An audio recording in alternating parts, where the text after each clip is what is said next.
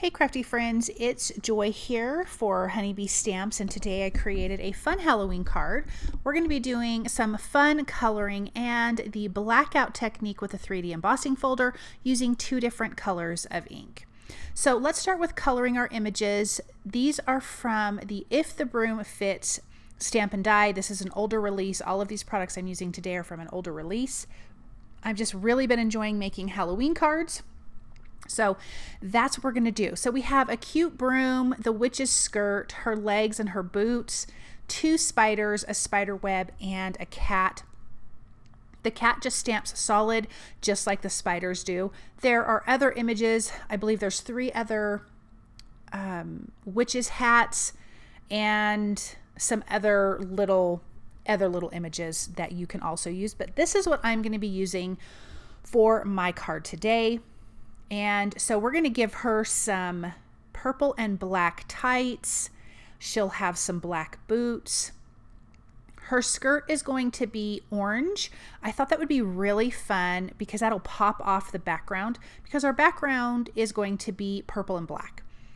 Then for the skirt, I will also add a little bit of green, just some green accents. So total Halloween colors, witchy colors. And this turned out to be such a really cute card. I'm using alcohol ink markers. I'm using both Olo and Copic markers just to kind of get all the colors that I need for this card. And I'll be using coordinating dies to die cut out all of these images. Now on these boots, that little part there, I am going to make darker black, and I'm using darker gray markers to achieve a black look. That way I can have shadow areas and highlight areas to those images. But so super cute. I've used this stamp before when it came out, obviously, but I did not use these images. I may have used the broom, but I did not use the witch's legs or her skirt. So I thought, oh, I just need to revisit this because it's such a cute stamp set. I'm starting with a darker orange, and then I meant to go to the medium orange, but I accidentally went to the light orange. No problem, because I was going to put that in there anyways. So normally it goes dark, medium, light, but here I went dark, light, and then medium. Not a big deal. For that little bow on her waistband and just under the edges of the skirt, I'm going to add a fun Halloween green. And that's going to really add a little something extra to this. So super easy coloring. It really did go pretty quick. I did speed this up quite a bit for you, but if you need to watch it slower, you can slow it down using that little gear on YouTube if you wanted to slow that down and watch it that way. All right, let's add that green to underneath the skirt and at the top there. So cute. And then again, like I said, I'm going to use the coordinating dies to die cut out all of my images. Then I'm going to be using the Tangled Web 3D embossing folder with a piece of white cardstock, and I'm going to run that through my die cut machine, and we're going to use the debossed side because that's the side you use when you're going to do the blackout technique. I'm going to start with Villainous Potion here, and I'm using Distress Oxide inks. You can use any kind of inks that you want, but I'm starting with this purple base, and then I will bring in Black Soot, and I go over this a couple times just to kind of get what I'm looking for. For the most part, I am keeping the black to the outside edges the darkest. I go over a little bit in the center, but super, super light to where maybe it'll just grab some areas, but you can see here on the outside edges, I'm going a little bit darker. Then I'm going to come back in with that Villainous Potion, add a little more purple, and then a little more Black Soot, and then we have that part of our background.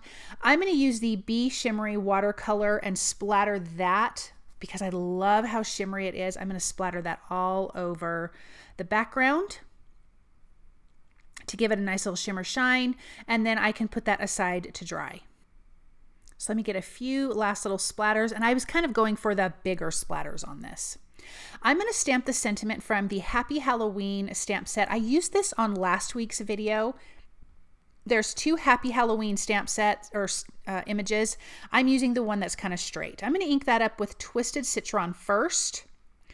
Then I'm going to add a little bit of Mowed Lawn to the edges. It looks like I'm tapping the whole thing. I'm just tapping it on the top and bottom edges, and you can see there It gives it a little bit of a darker color, and then I'm going to stamp it one more time with Twisted Citron, and I will use the coordinating die for this as well.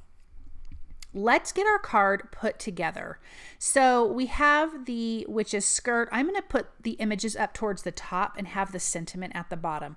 But look at how fun her skirt is, popped against that purple and black background. And of course the sentiment is really fun with that Halloween type green.